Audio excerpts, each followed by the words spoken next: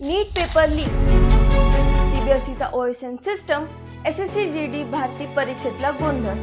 विद्यार्थ्यांनी अभ्यास करायचा की रोज या सिस्टमच्या चुका सहन करायच्या?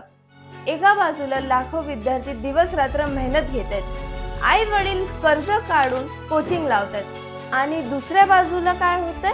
Paper leak, blur answer sheet, portal error, चुकीच्या कॉपीज अथवा री एक्झाम. ही परीक्षा आहे की विद्यार्थ्यांच्या फ्युचर सोबत चाललेला एक्सपेरिमेंट? सीबीएसईच्या आन्सर शीट पोर्टलवर अनेक विद्यार्थ्यांना स्वतःच लिहिलेलं सुद्धा क्लिअर दिसत नाहीये. काहींचे आन्सर शीट ब्लर होत आहेत, काहींच्या कॉपीज मिसमॅच, तर काहींच्या टोटलिंग एरर. विद्यार्थ्यांचा प्रश्न एकच, जर आमचा फ्युचर इतका कॅज्युअली हँडल करायचा असेल तर परीक्षा घेताच का? वेदांत असो किंवा संजनासारखी इतर मुलं, प्रश्न एका विद्यार्थीचा नाहीये, संपूर्ण शिक्षण व्यवस्थेवरच विश्वास डोलमळतोय.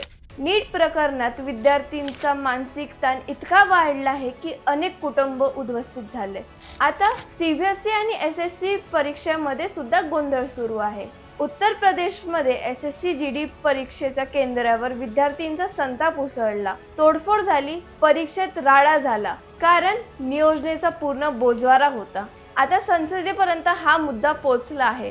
शिक्षण मंत्र्याला आणि सीबीएसईच्या अधिकाऱ्यांना हजर राहण्याचे आदेश दिले गेले आहे. पण प्रश्न अजूनही तोच आहे, विद्यार्थ्यांनी अजून किती सहन करायचं? मार्क्स कमी आले तर अभ्यास कमी केला असेल असं सांगणारी आपली सिस्टम स्वतःच्या चुका मान्य करायला इतका वेळ का लावतायत? हे फक्त मार्क्सचा प्रश्न नाहीये, हा लाखो विद्यार्थ्यांचा मेंटल हेल्थ, कॉन्फिडन्स आणि फ्युचरचा प्रश्न आहे. विद्यार्थी मशीन नाहीये.